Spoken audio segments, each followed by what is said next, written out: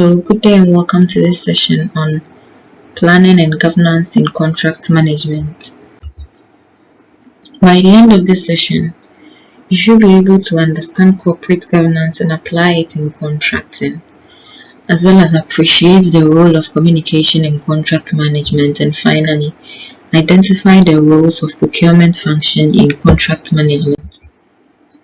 So when we say corporate governance broadly is used to describe those rules, policies, processes, and organizational structures by which organizations are operated, controlled, and regulated to ensure that they adhere to accepted ethical standards, good practices, law, and regulation.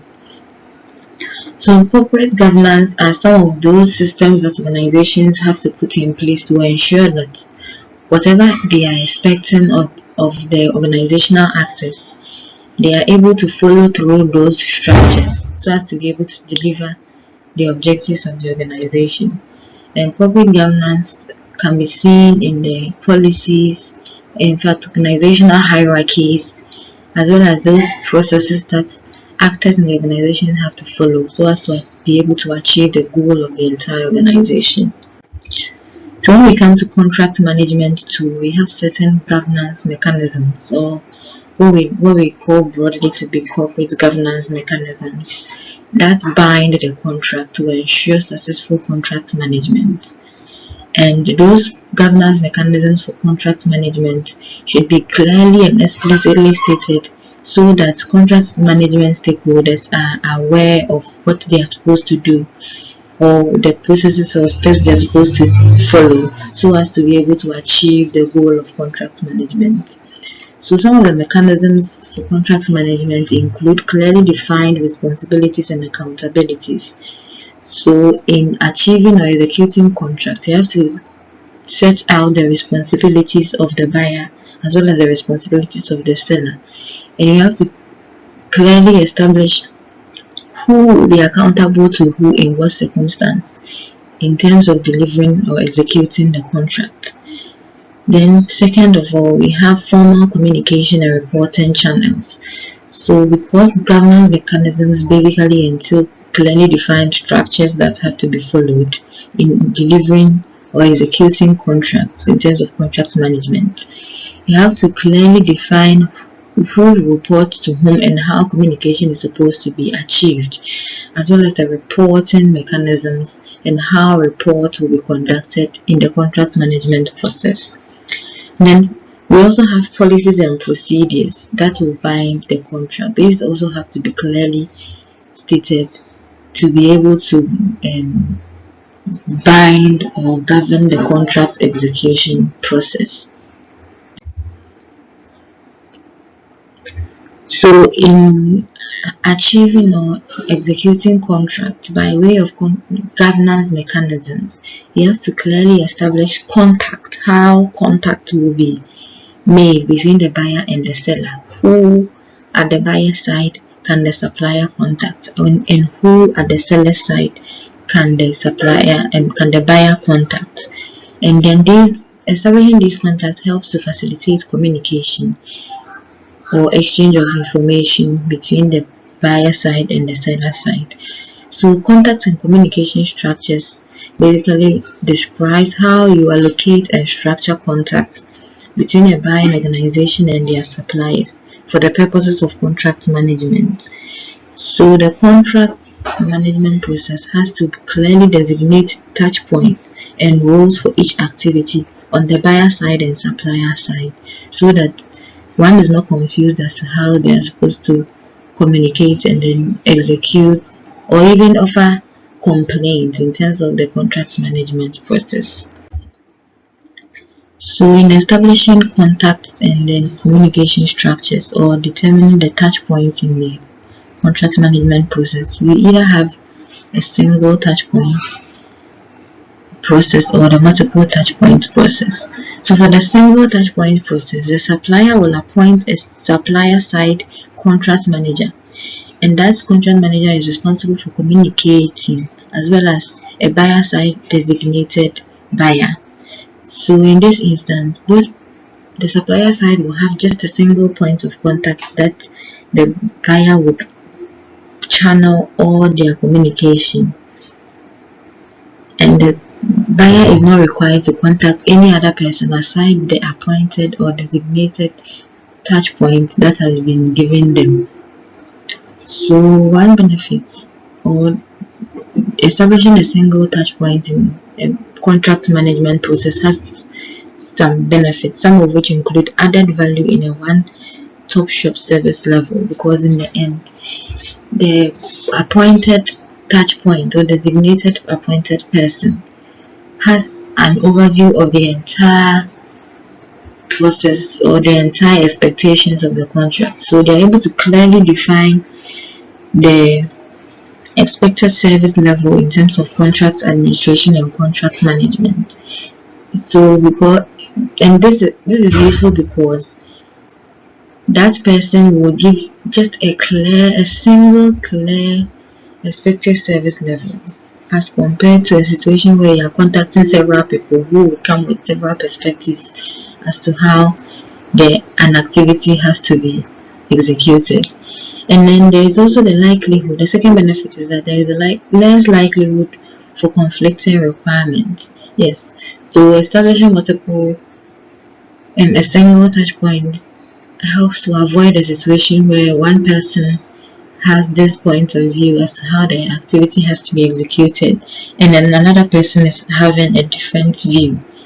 The single touch point is the one whose view we use in executing an activity, hence there is the less likelihood to have conflicting views on a single task. Then the third benefit is the development of familiarity and trust with a single point of contact. Yes, so this is obviously a key benefit, because in the end you are constantly dealing with this person, and then if you are constantly dealing with this person, you become familiar with the person, and the person has no resistance in sharing certain key information that is required for the contract, hence the development of trust between this single point of contact. And then the second means of establishing contact and communication structures is the multiple points of contact or the multiple touch point approach. This approach is suitable for complex supply chains, market organizations for goods, works, and services, where the supplier side has several people that they have designated for communication and reporting. And this also has certain benefits, such as avoidance of communication bottlenecks, where a single contact is overburdened. Because this multiple contact is suitable for complex requirements, it relieves the burden that would have been imposed on a single point of contact, assuming they would have to know or have a broad overview of what the complex requirement entails. In this instance, the multiple point of contact enables the division of knowledge as well as division of responsibility, so that each point of contact has a clear idea of a specific area in the contract, and in the end, they are not overburdened with having to have an idea of the entire scope of the contract. Then secondly, there is better relationship, knowledge, and service continuity, because you know who you would have to go to when a specific problem arises, and in that instance you have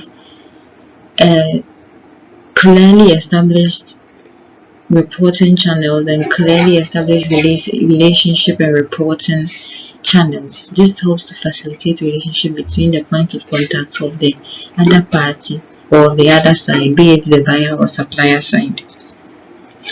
And then there is diverse input to supplier relationships for different purposes and at different levels of expertise, because we have different designated touch points at each level of the complex contract management, and therefore if at one specific point of the complex contract there is a needed input, this helps to facilitate constructive feedback as to what has to be done to enhance the relationship or the activity at that specific touch point in the complex supply chain or in the complex contract.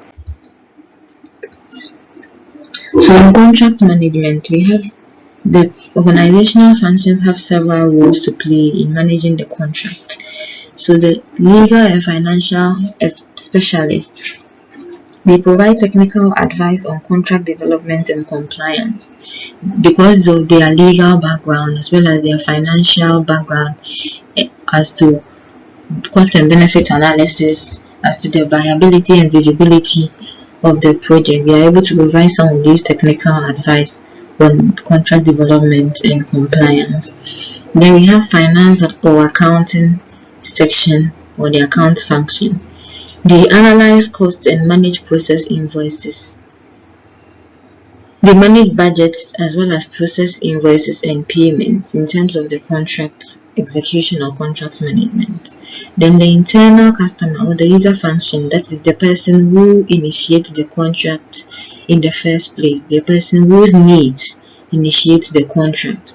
They liaise with suppliers on operational issues such as delivery schedules and quality management, because in the end they are the ones who are aware of the requirement that is being fulfilled in terms of the contract. Then the procurement function also negotiates and contracts as well as interprets the contract. They also manage contract performance and supplier relationships. Then the contract manager ensures that both parties fulfill their agreement over time. Then the account manager also manages and coordinates the overall relationship on behalf of the organization. So account manager on the part of the buyer as well as the supplier does do these activities. Then the executive sponsor, who is outside the procurement function, oversees cross-functional activity in terms of the contract. So basically, this session has talked about corporate governance, the role of communication in contract management, as well as the role of procurement function in contract management.